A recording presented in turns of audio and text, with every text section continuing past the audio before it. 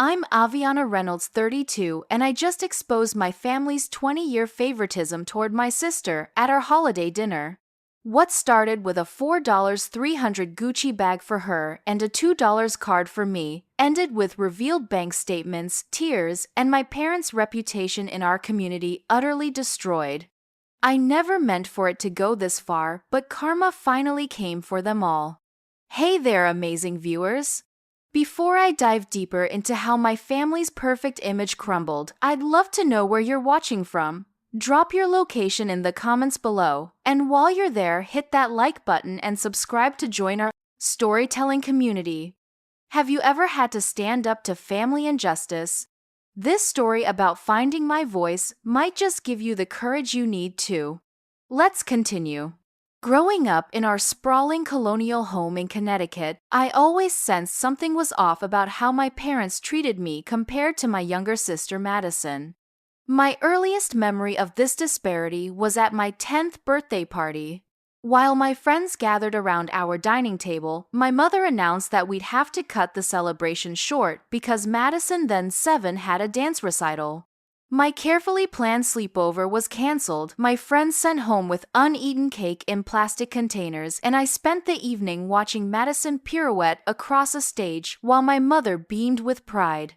Madison has real talent, Aviana, my father would say. She needs extra support to nurture her gifts. This became the soundtrack of my childhood, a constant reminder that Madison's potential was somehow greater than mine. Her needs more pressing, her dreams more worthy of investment. By high school, the pattern was unmistakable. Madison attended an exclusive private academy that cost more per year than most college tuitions, while I was enrolled in the local public school. When I earned a spot on the honor roll 4 years straight, my achievement warranted a brief good job from my father. When Madison won a regional art competition, our parents threw an elaborate party and gifted her a professional camera setup worth thousands. I tried everything to earn the same level of enthusiasm from my parents' straight A's debate team captain volunteer work at the local shelter. Nothing ever matched the adoration they showed Madison for even her smallest accomplishments. My mother would say, "Everyone has different strengths, Aviana. We just need to find yours." But the subtext was clear. Whatever my strengths were, they weren't as valuable as Madison's artistic talents. College applications arrived, and I was accepted to Brown University with a partial scholarship. My parents' response was tepid at best. "That's great, honey, but we're setting aside most of our college fund for Madison's art school applications next year. You understand, right? Your scholarship will help, and you can take out loans for the rest." Meanwhile, they renovated our basement into a professional art studio for Madison, complete with skylight windows and climate control for her canvases. I worked 3 campus jobs to make ends meet, graduating with honors and $78, 0 inches student loan debt. Madison attended the Rhode Island School of Design with full parental support tuition, apartment living expenses, and a new car, to make sure she could get to her internship safely. She dropped out after 2 years to find herself in Europe, a journey my parents funded without hesitation. Despite the obvious favoritism, I maintained a relationship with my family. What choice did I have? They were all I had, and part of me still desperately wanted their approval. I built a career in marketing, slowly climbing the corporate ladder through sheer determination. Each promotion or success I shared was met with distracted nods and quick pivots to Madison's latest artistic endeavor or relationship drama. "Did you hear Madison's dating a gallery owner now?" my mother would interject when I tried to tell them about my promotion to senior manager. "He's showing her work in his spring collection. Isn't that wonderful?"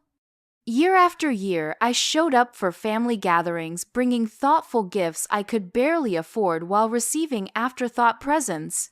In return, a scented candle from the clearance rack, a generic journal, or sometimes just a card when they couldn't think of what to get me. Meanwhile, Madison unwrapped designer clothes, tech gadgets, and once keys to a condo my parents had purchased for her to help get her started. I told myself it didn't matter. I was an adult now, financially independent, and building my own life. I didn't need their validation anymore. But deep down, that childhood wound never healed the feeling that somehow I wasn't enough, that no achievement would ever make me as worthy of love and support as Madison was simply for existing. The Christmas that changed everything wasn't meant to be different from any other. I arrived at my parents' house with carefully chosen gifts purchased on an installment plan, a leather portfolio for my father's law practice, a cashmere wrap for my mother, and artisanal watercolor paints for Madison. I expected nothing in return but the usual cursory thanks and quick return to fawning over my sister. What I couldn't have known was that this particular Christmas would finally push me past my breaking point and set in motion events that would change our family forever. The Christmas morning that finally broke me started like every other in recent memory. I drove 3 hours through a snowstorm to reach my parents' suburban Connecticut home while Madison simply walked downstairs from her old bedroom where she'd been staying temporarily for the past 8 months after another failed relationship. She greeted me in designer loungewear, hair perfectly styled, despite having just rolled out of bed. "Avi's here," she called out perfunctorily, already turning back toward the kitchen where our mother was preparing her favorite breakfast casserole. The living room gleamed with expensive decorations, a professionally decorated 12-foot tree garlands draped across every surface and wrapped gifts piled high beneath the twinkling lights. I added my packages to the arrangement, noticing immediately how my modest wrapping paper stood out against the coordinated luxury papers and ribbons. "There you are, Aviana," my mother said when I entered the kitchen, barely looking up from the stove. "We were beginning to think you wouldn't make it through the storm." "I said I'd be here," I replied, the familiar sting of being an afterthought settling in my chest. Breakfast passed with Madison dominating the conversation, detailing her latest art installation and the creative differences that had led to her moving back home. My father nodded encouragingly, peppering her with questions about her vision and process. When I mentioned my recent promotion to marketing director, which had come with a significant raise and team of 15 people to manage, my mother nodded distractedly and asked if I could pass the coffee creamer. "Gift time," Madison announced after breakfast, practically bouncing toward the living room. At 31, my sister still approached Christmas with the enthusiasm of a child, perhaps because it had always been a showcase of her preferential treatment. My father distributed gifts with ceremonial slowness, handing each package to its recipient with deliberate care. Madison's pile grew quickly: large boxes, small jewelry cases, envelopes that obviously contained gift cards or tickets to something extravagant. My pile consisted of a single envelope. "Open mine first," Maddie, our mother, urged, gesturing to a distinctive green box with a familiar logo that made my stomach tighten. I watched as Madison tore through the paper, revealing a Gucci handbag that I recognized from the latest collection, the one I'd seen online for $4,300. "Oh my God," Madison squealed, holding the bag aloft like a trophy. "It's exactly the one I wanted. Thank you, thank you, thank you." My parents beamed as Madison continued opening her bounty: designer clothes, expensive skincare products, a new iPad, concert tickets, and a set of keys to what my father described as a little studio space downtown we thought you could use for your art. Then came my turn. I opened the envelope with already numbing fingers to find a generic Christmas card with a snowman on the front. Inside, my mother had written, "Merry Christmas, Aviana. Love, Mom and Dad." No gift card, no check, not even a personal message. I stared at the $2 card, the disparity so stark it felt like a physical blow. 20 years of similar treatment flashed before my eyes: the forgotten birthdays, the dismissed achievements, the constant prioritization of Madison's wants over my needs. "Do you like it?" my mother asked, barely glancing my way as she helped Madison organize her haul. Something inside me, something that had been bending and bending for decades, finally snapped. "Like it," I repeated, my voice oddly calm. You bought Madison a $4,300 handbag, a downtown studio, and thousands in other gifts. You got me a card that cost less than my coffee this morning." The room fell silent. Madison froze, clutching her new Gucci bag to her chest. My father cleared his throat uncomfortably. "Aviana, you're a grown woman with a good job," he said dismissively. "You don't need us to buy you things." "And Madison doesn't," I countered. "She's living in your house rent-free at 31 after dropping out of the college you paid for in full. Meanwhile, I'm still paying off student loans from the education you refused to fund." "That's different," my mother interjected, her tone defensive. "Madison is an artist. She needs support to pursue her passion." "And what about my passions, my dreams? When have those ever mattered to either of you?" "You're being dramatic," Madison said, rolling her eyes. "Just because I got a few nice gifts." "This isn't about the gifts," I interrupted, though. "It partly was. It's about 20 years of being treated like I matter less than your sister. It's about working myself to exhaustion, trying to earn a fraction of the support you've given her freely. It's about showing up year after year, hoping something might change, only to be disappointed again and again." My father stood up, his lawyer face firmly in place. "I think you're overreacting. If you're going to ruin Christmas with this attitude, perhaps you should leave." That was when I knew with sudden clarity that nothing would ever change. In their eyes, I would always be the unreasonable one for pointing out the inequity, never the victim of it. The realization was simultaneously devastating and liberating.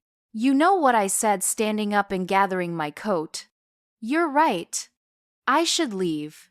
And I should have done it years ago." As I walked out the door into the swirling snow, I heard Madison ask in a bewildered tone, "What's her problem?" "It's just a purse." What they didn't know as I drove away was that this wasn't the end of the story. It was just the beginning of my long overdue reckoning with the family that had always made me feel like an unwanted guest in their perfect narrative. The 3-hour drive back to my apartment in Boston gave me plenty of time to process the emotions coursing through me. Anger burned hottest, not just at the Christmas disparity, but at the decades of calculated favoritism that had shaped my self-worth. Beneath that anger lay a deeper hurt, the kind that comes from realizing the people who should love you unconditionally simply don't. By the time I pulled into my apartment complex, the snow falling in gentle flurries around my car, a resolution had crystallized in my mind. I would no longer accept the scraps of affection thrown my way. I would no longer pretend that the way my parents had treated me was normal or acceptable. Most importantly, I would no longer protect them from the consequences of their actions. For years, I had kept our family's dysfunction private. I smiled in family photos posted to social media, attended community events where my parents presented themselves as the perfect family, and deflected curious questions about why Madison always seemed to have everything while I struggled. I had protected their image at the expense of my truth. That ended today. Inside my apartment, I opened my laptop and began methodically documenting the pattern of favoritism. Financial records first, I pulled up my student loan statements showing the $78,000 debt I still carried, contrasted with emails from my parents discussing their full payment of Madison's tuition. I found old birthday cards with $20 tucked inside for me alongside Facebook posts showing Madison's lavish parties and expensive gifts. The evidence mounted as I dug deeper. There was the email from my mother declining to help with the down payment on my first condo because we're helping Madison with her gallery showing this year, followed by property records showing they had purchased Madison's downtown loft outright 3 months later. Photos from family vacations where Madison was flown first class while I was told to book the economy seat that works with your budget if you want to join us. What surprised me most was how much proof existed of their preferential treatment. They had never even tried to hide it, they simply assumed I would continue to accept it indefinitely. As I organized this digital record of decades of disparity, I considered my options.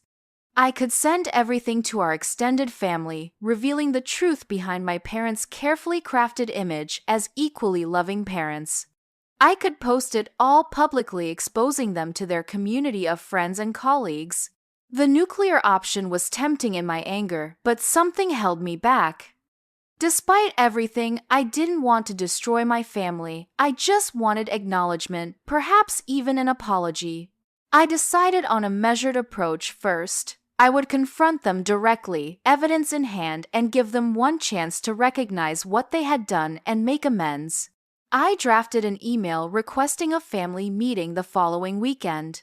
I'd like to discuss some important matters regarding our family dynamics. I wrote intentionally vague but firm. This is not optional. I expect all three of you to be present. My father replied within hours, his tone predictably dismissive. If this is about Christmas, you're overreacting. But fine, we'll hear you out if it means putting this tantrum behind us. His condescension only strengthened my resolve. I spent the week preparing, organizing my evidence chronologically, and rehearsing what I would say. I consulted with my therapist, who had been helping me work through my family issues for years. She cautioned me to be prepared for defensiveness, gaslighting, and potentially more hurt. They may never give you the validation you deserve, she warned. Are you prepared for that possibility? I wasn't sure, but I knew I couldn't continue as things were. This confrontation was necessary regardless of the outcome. The night before the meeting, I received a text from Madison. Whatever you're planning, just know you're being incredibly selfish. Mom's been crying all week because of your Christmas freakout. The familiar guilt trip almost worked, almost. Then I looked at the text again and noticed she'd sent it with her location attached, a luxury resort in the Bahamas. Even now, in the middle of family turmoil, my parents had sent Madison on a vacation while expecting me to drive back to Connecticut on my own time and dime. That cemented my decision to bring a secret weapon to the meeting. During my documentation process, I had discovered something disturbing, a joint account my parents had established in Madison's name when she was 18. Based on the transaction history I could access, they had deposited over $340,000 into this account over the past decade while repeatedly telling me they couldn't afford to help with my student loans or medical bills. From a surgery I'd needed 2 years prior. This account would be my ace if they continued to deny the obvious favoritism. I didn't want to use it. Revealing I had accessed this information would likely destroy any chance of reconciliation, but I kept it as my last resort. As I packed my car for the drive back to Connecticut, I felt strangely calm. For the first time in my life, I was approaching my family not as the perpetually grateful daughter desperate for crumbs of affection, but as a woman who knew her worth and was prepared to demand the respect she deserved. Whether this confrontation healed our family or ended it, one thing was certain: I would never again accept being valued less than my sister. The decades of quiet suffering were over. It was time for the truth to come out, whatever the consequences might be. The familiar drive to my parents' house felt different this time. No anxiety knotted my stomach, no desperate rehearsal of ways to make them proud. Instead, a steady resolve guided me as I pulled into their circular driveway, parking my modest Honda beside my father's Mercedes and my mother's Range Rover. Madison's car wasn't there. Apparently, she was still enjoying her impromptu Bahamas getaway and would be joining us via video call. Even in this, she was accommodated while I was expected to show up in person.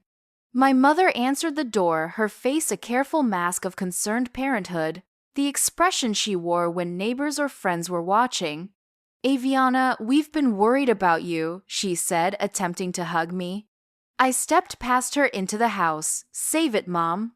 "Is Dad ready for our talk?" In the living room, my father sat in his leather armchair, reading glasses perched on his nose as he reviewed some document. He glanced up as I entered, his expression conveying mild annoyance at being interrupted. "Let's get this over with," he said, by way of greeting. Your sister's on standby for the video call whenever we're ready. I set up my laptop on the coffee table, opened a folder containing digital copies of everything I'd compiled, and connected to the TV screen mounted on the wall. Let's bring Madison in first, I said. My mother initiated the call, and Madison's face appeared on the screen, sunlight and palm trees visible behind her. She wore a wide-brimmed hat and designer sunglasses pushed up on her head. Hey everyone, she said, sipping something tropical from a coconut. Can we make this quick? I have a sunset catamaran cruise booked. The casual entitlement in her tone strengthened my resolve. This won't take long, I replied. I just want to make sure we're all clear about why we're here. I turned to face my parents directly. For most of my life, I've accepted the way you've treated me compared to Madison. I've made excuses for you, blamed myself, and swallowed my hurt because I desperately wanted to believe you loved us equally. But after Christmas, I can't pretend anymore. If this is still about the gifts my father started, it's not about the gifts I interrupted. It's about the pattern they represent. I clicked to the first slide of my presentation, a side-by-side comparison of my student loan statements and emails about Madison's fully funded education. I graduated with nearly $80 0 debt, while you paid every penny for Madison's education, which she didn't even complete. We've been through this, my mother said, sighing dramatically. We had more financial flexibility when Madison went to college. Really, I clicked to the next slide, their tax returns from the relevant years, which showed their income had actually increased by the time Madison attended college. Your financial situation improved between my education and hers.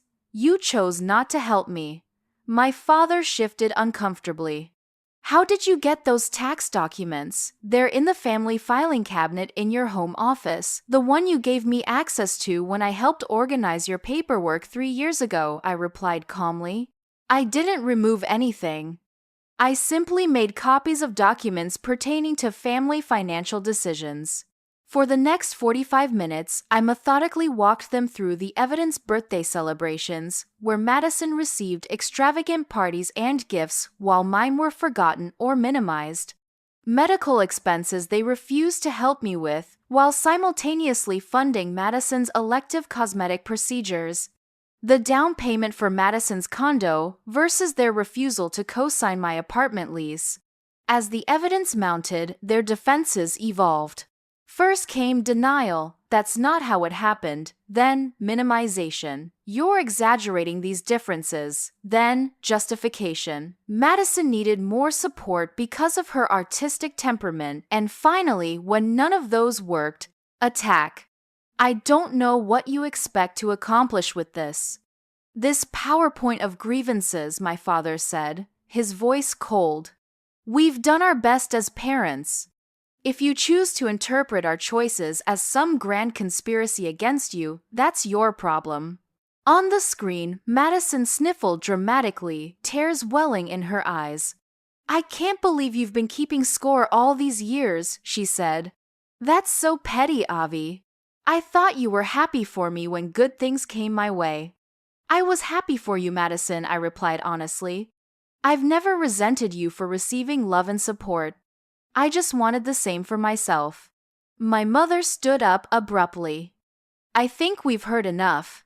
You've clearly been nurturing these resentments for years, twisting normal family dynamics into some victim narrative. If you wanted more from us, you should have said something instead of compiling this. They're this hit piece. I had expected this reaction, but it still hurt.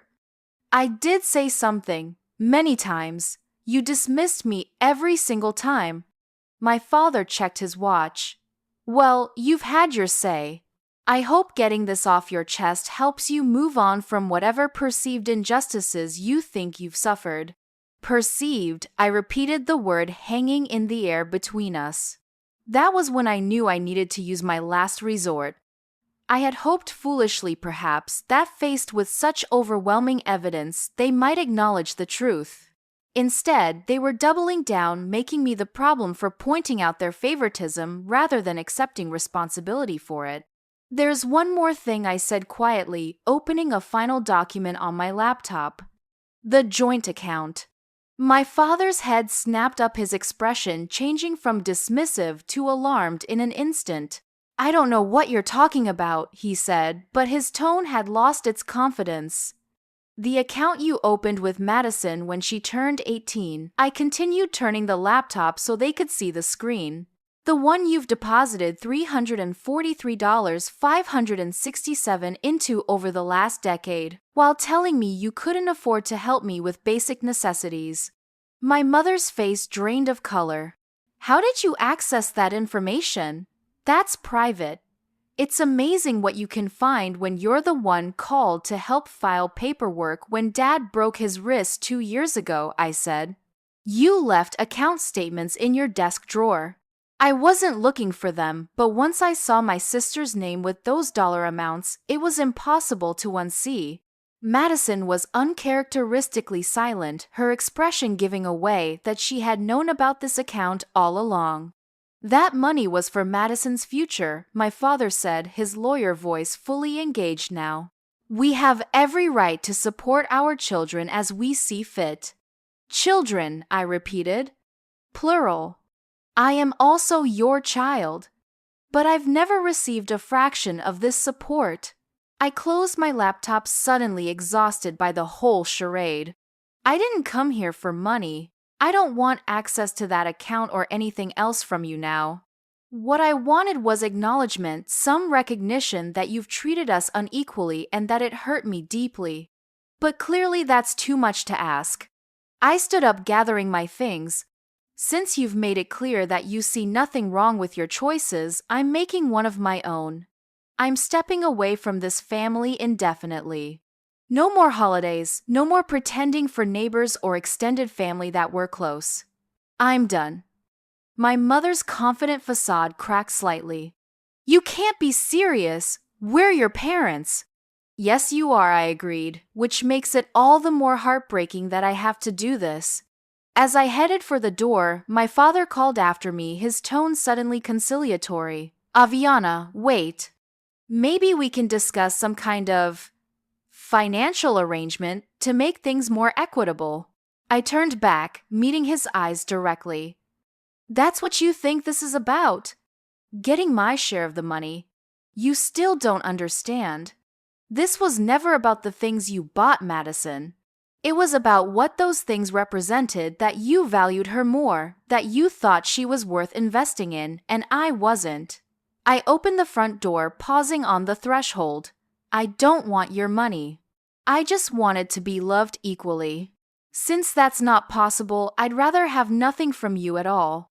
Hey everyone, I hope you're as invested in my story as I am in sharing it with you. This confrontation with my family was the hardest thing I've ever done, but sometimes standing up for yourself means facing painful truths. Have you ever had to confront loved ones about how they've treated you? The next part of my story gets even more intense as the community around us starts to learn the truth. Before I continue, take a second to hit that like button if you've ever had to be brave in the face of family conflict, and subscribe to hear more stories about finding strength in difficult situations. Now, let's see what happened after I walked out that door. I drove away from my parents' house that day, believing I had made my final statement. I had presented the evidence, stated my piece, and walked away with my dignity intact. What I didn't anticipate was how quickly and dramatically events would unfold in the days that followed. The first ripple came just hours after I returned to my apartment in Boston. My phone buzzed with a notification from Facebook. My mother had tagged me in a post. Curious, despite myself, I opened the app to find a carefully staged family photo from the previous summer with a lengthy caption. Our hearts are breaking today as our daughter Aviana has chosen to distance herself from our family over perceived childhood slights. We've always loved both our daughters, equally supporting them in different ways according to their unique needs and paths. We pray Aviana finds peace and is willing to work through these misunderstandings with us. Family should always come first. Number, family is everything. Number, pray for healing. The calculated public relations move stunned me. Before I could even process my response, notifications flooded in comments from family, friends, expressing sympathy for my parents, distant relatives suggesting I needed therapy, former classmates offering to mediate. My parents had beaten me to the punch, controlling the narrative by painting me as the unstable, ungrateful daughter while positioning themselves as the wounded, loving parents. For a moment, I considered responding publicly, posting my evidence for everyone to see, but something stopped me, the realization that engaging in a social media war would only drag me down to their level. Instead, I simply commented, "I respectfully ask that my personal family matters not be discussed on social media." This post mischaracterizes both the situation and my position. Then I muted the thread, turned off my phone, and spent the evening with a glass of wine and a movie, determined not to let their manipulation pull me back into old patterns. The next morning brought an unexpected call from my Aunt Joanne, my mother's sister. I nearly let it go to voicemail, assuming she was calling to pressure me into reconciliation, but something made me answer. "Aviana, it's Aunt Jo. Do you have a minute to talk? If you're calling to tell me I should forgive and forget, I'm not," she interrupted. "I'm calling because I believe you." Her words caught me off guard. Aunt Joanne explained that she had witnessed the favoritism throughout my childhood but had been shut down whenever she tried to address it with my parents. "Your mother always had a justification, and your father would change the subject.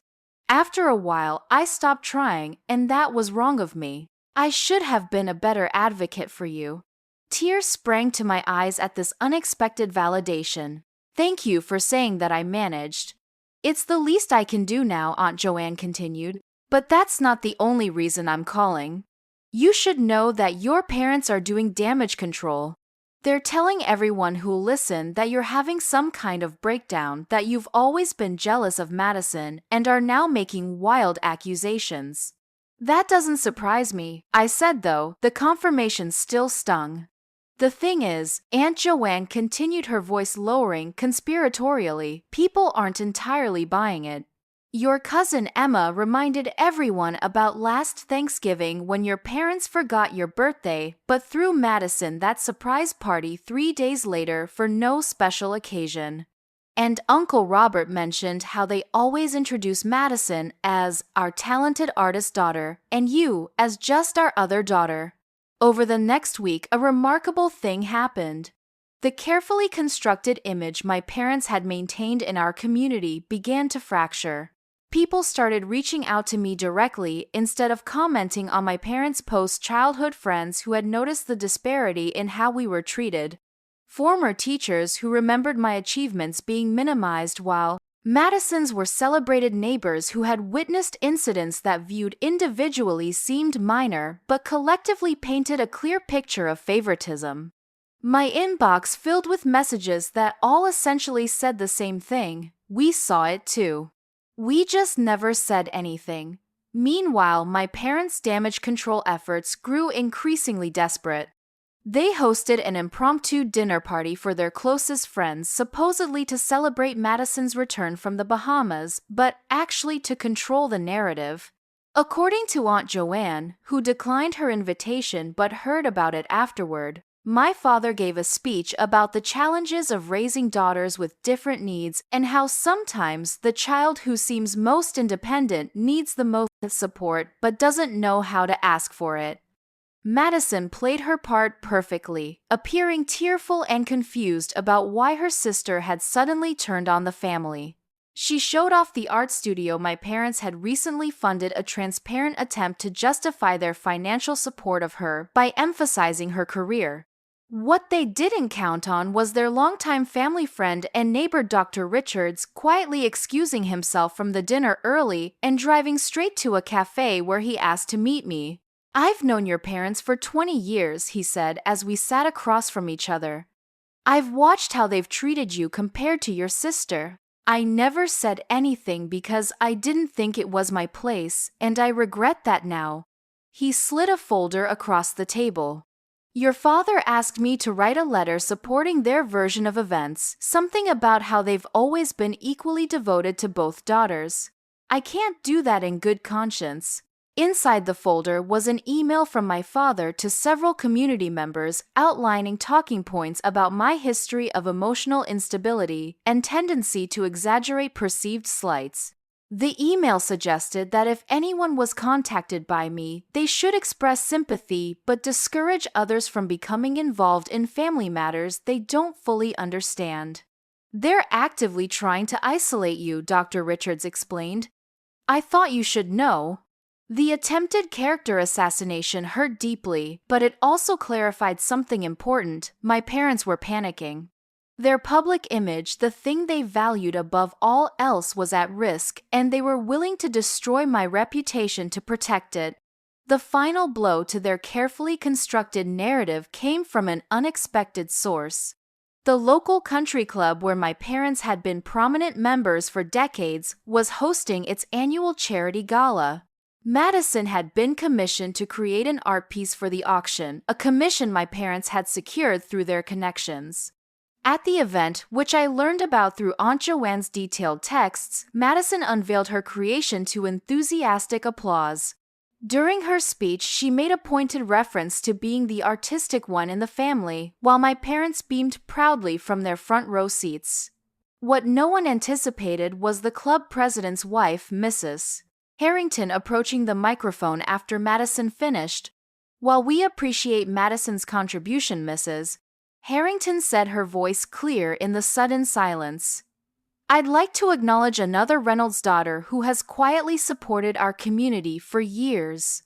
Aviana has designed our fundraising materials pro bono for the past 5 years, raising over $200,000 for children's cancer research without ever asking for recognition. The revelation landed like a bombshell in the room. I had indeed volunteered my professional marketing skills for the cause, something my parents had consistently minimized as just computer work compared to Madison's real art. Aviana couldn't be here tonight, Mrs. Harrington continued, either unaware of or deliberately ignoring the family drama, but her work has made a tangible difference in children's lives. Sometimes the quietest contributions are the most meaningful. According to Aunt Joanne, my parents sat frozen in their seats, their practiced smiles slipping as whispers spread through the crowd. Madison apparently grabbed her purse and left the event early, while my parents made awkward excuses about a sudden migraine and followed shortly after. By Monday morning, my parents' carefully crafted narrative had completely unraveled. People who had initially sympathized with their version of events now questioned everything they'd been told. The community that had once been their strongest support system was now looking at them with new, more critical eyes. I took no pleasure in their social discomfort. My goal had never been to humiliate them or destroy their standing in the community. I had simply wanted acknowledgement of the truth, and perhaps some genuine remorse. But as their public image crumbled, I realized something important. The truth had always been visible to those willing to see it. I hadn't needed to wage a public campaign or expose their private financial decisions. Their own actions, once examined in the light of day, spoke volumes. The community fallout wasn't the justice I had sought, but it was a form of validation I hadn't known I needed. For the first time, I wasn't the only one who saw the disparity. I wasn't crazy or oversensitive or ungrateful. The reality of how I'd been treated was finally acknowledged by others, and that acknowledgement began the healing process I had longed for all my life. 3 weeks after the country club incident, as the social fallout continued to ripple through my parents' carefully constructed world, my phone lit up with an unfamiliar number. I almost declined the call, assuming it was another family friend trying to mediate the situation. Something made me answer. "Hello, Aviana. It's me, Madison." My sister's voice sounded different, stripped of its usual confidence, almost fragile. For a moment, I considered hanging up, protecting myself from whatever manipulation might be coming. But curiosity won out. "What do you want, Madison?" A long pause followed before she spoke again. Can we meet somewhere? In person, there are things I need to say to you, and I'd rather not do it over the phone. Against my better judgment, I agreed to meet her at a neutral location, a cafe halfway between Boston and our parents' home in Connecticut. As I drove there the following day, I rehearsed all the ways I would maintain my boundaries, refusing to be drawn back into the same dysfunctional patterns that had defined our relationship for decades. I arrived first, selecting a table in the corner with a clear view of the door. When Madison walked in 20 minutes later, I hardly recognized her. Gone were the designer clothes and perfectly styled hair. She wore jeans, a simple sweater, and no makeup, her hair pulled back in a messy ponytail. She looked younger, somehow more vulnerable. "Thank you for meeting me," she said, sliding into the seat across from me. Her hands fidgeted with a paper napkin, tearing it into tiny pieces, a nervous habit from childhood I hadn't seen in years. "Say what you came to say, Madison," I replied, keeping my voice neutral despite the knot forming in my stomach. She took a deep breath. "I've been doing a lot of thinking since your confrontation with Mom and Dad. At first, I was angry at you for attacking our family, at them, for putting me in the middle of it, at everyone for suddenly looking at me differently." She paused, gathering herself. "But then I started really looking back at our childhood, our relationship, everything, and I realized you were right. About all of it." I sat very still, afraid to react and break whatever had prompted this unexpected confession. "They did favor me," Madison continued. "Massively, consistently, deliberately. I see that now. And worse, I accepted it, expected it even. I never questioned why I deserved so much more than you. I just took it as my due." Tears welled in her eyes. "The thing is, Avi, I think I always knew it was wrong. There were moments growing up when I felt uncomfortable with how differently they treated us. But it was easier to believe I deserved special treatment than to acknowledge the unfairness." "Why are you telling me this now?" I asked, my voice steadier than I felt. Madison wiped her eyes. "Two reasons. First, I owe you an apology, a massive life-sized apology for being complicit in how they treated you. I should have spoken up. I should have shared. I should have been a better sister." She reached into her bag and pulled out a thick envelope. "Which brings me to the second reason. I went to the bank yesterday and closed that joint account Dad and Mom set up for me." My eyes widened as she slid the envelope across the table. "It's a cashier's check for $171,783.5. Exactly half of what was in the account. It's yours, Avi. It always should have been yours." I stared at the envelope without touching it. "I told Dad I don't want their money." "It's not their money anymore," Madison said firmly. "It's mine, and I'm choosing to give you your fair share. You can't give it back to them because they don't have access to it anymore. You can tear it up if you want, but please don't. Use it to pay off your student loans, take a trip, buy yourself something ridiculously extravagant for once in your life, whatever you want."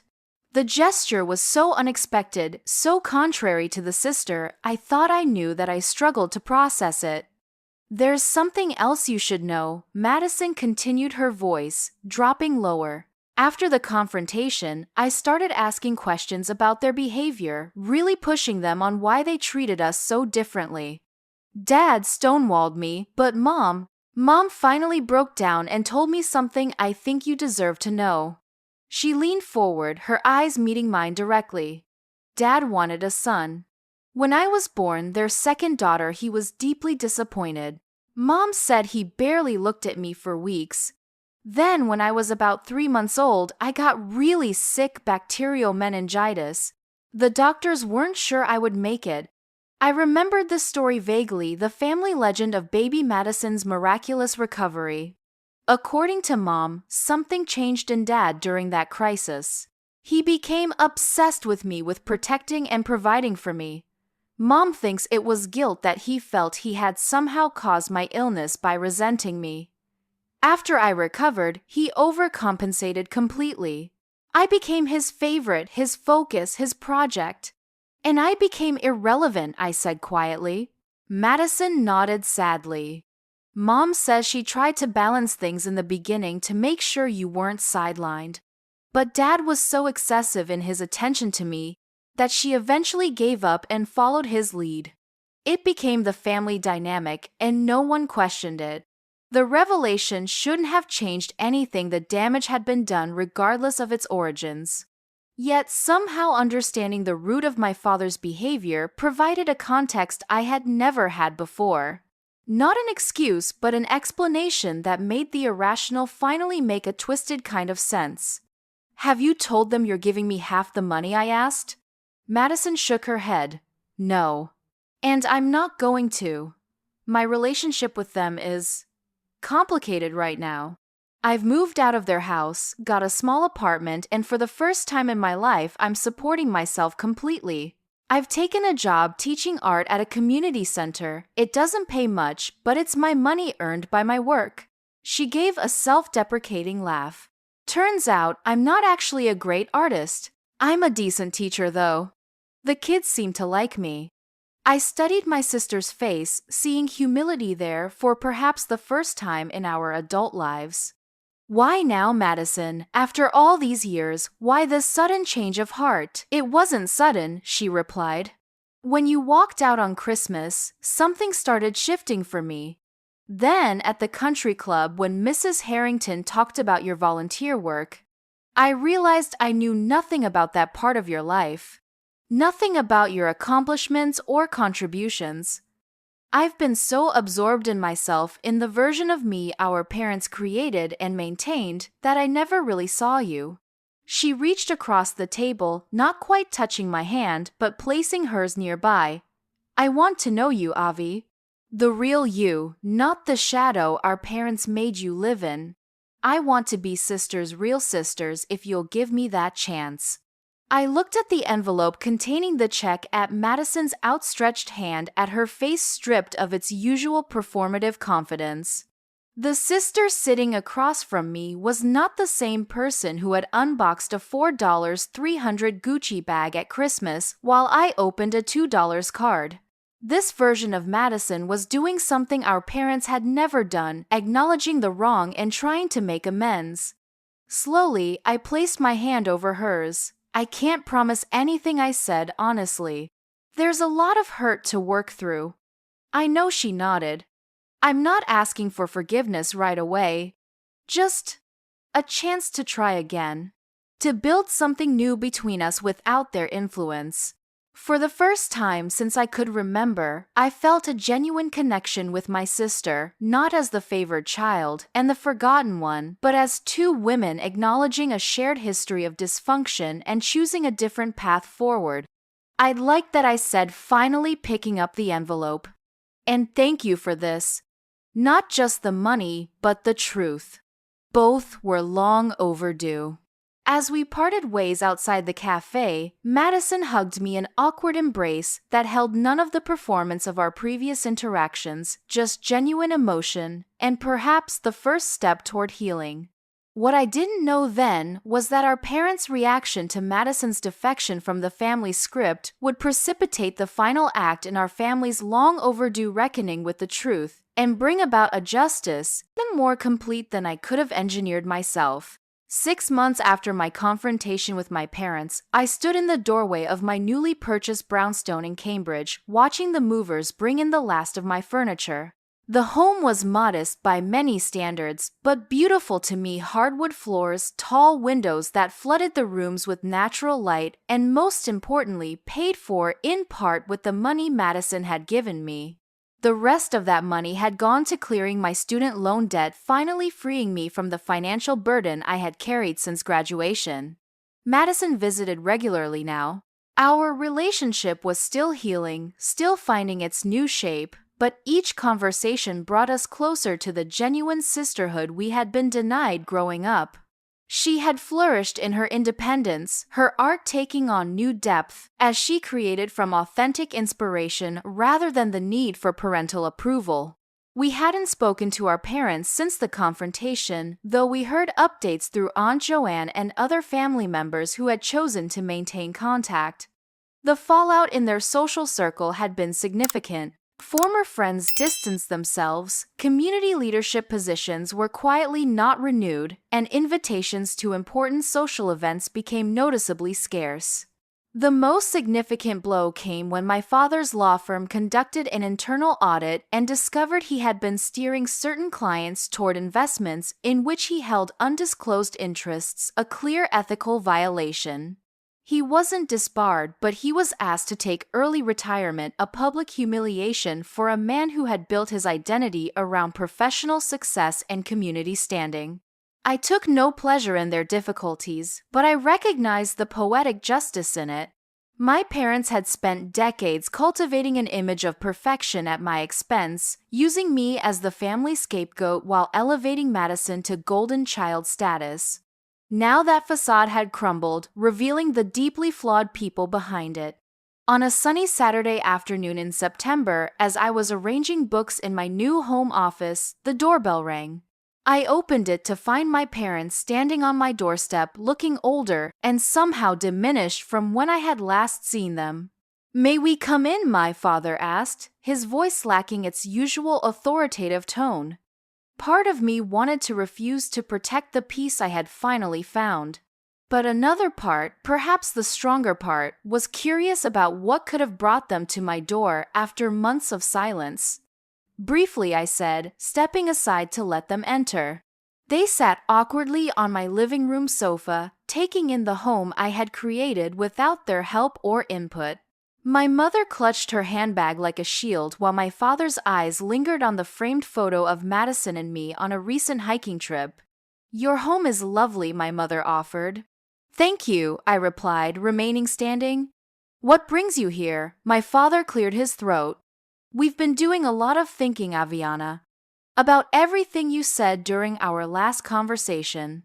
About how we've treated you compared to Madison all these years." I waited, not making it easier for him. "You were right," he continued the words, seeming to physically pain him. "We favored Madison. Dramatically, consistently, and unfairly. There's no justification for it, though. God knows I've spent months trying to find one." My mother nodded, tears filling her eyes. "We've been seeing a family therapist trying to understand how we could have treated our own daughter so unequally. The things we've learned about ourselves aren't flattering." "Madison told me about Dad's reaction to her birth and illness," I said. "About how that shaped your behavior toward both of us." My father looked surprised, then resigned. "She told you that?" "Yes, it's true. But it's not an excuse. Nothing excuses decades of making one child feel less valued than the other." "No," I agreed. "Nothing excuses that." "We don't expect forgiveness," my mother said, her voice steadier now. "We don't deserve it. But we wanted you to know that we recognize the truth of what you've said. We were wrong, terribly wrong, and we're truly sorry for the pain we caused you." The apology I had waited for my entire life landed with surprising hollowness. Perhaps because it had come so late, or perhaps because I had already moved forward without it. Still, I acknowledged it with a nod. "We also wanted to give you this," my father said, reaching into his jacket to withdraw an envelope. "It's the deed to a property we own in Vermont, the lake house. We've transferred it solely into your name." I looked at the envelope without taking it. "I don't want more real estate. Madison already gave me my half of the money from the joint account." My parents exchanged a surprised glance. "She did?" "Yes. Months ago. She's been standing on her own 2 feet ever since, building her life independently from you. She's doing well." My mother dabbed at her eyes. "We haven't seen much of her lately. She calls occasionally, but always has a reason she can't visit." The realization that Madison had truly broken the cycle of dependency and favoritism seemed to hit them harder than anything else. Their golden child had not only recognized the dysfunction, but had chosen to step away from it. The lake house isn't a payment or a bribe, my father clarified, still holding the envelope. It's a small step toward equity. We know it doesn't make up for everything, but we want you to have it. Sell it if you prefer, it's worth about $1 million in today's market. Or keep it and use it.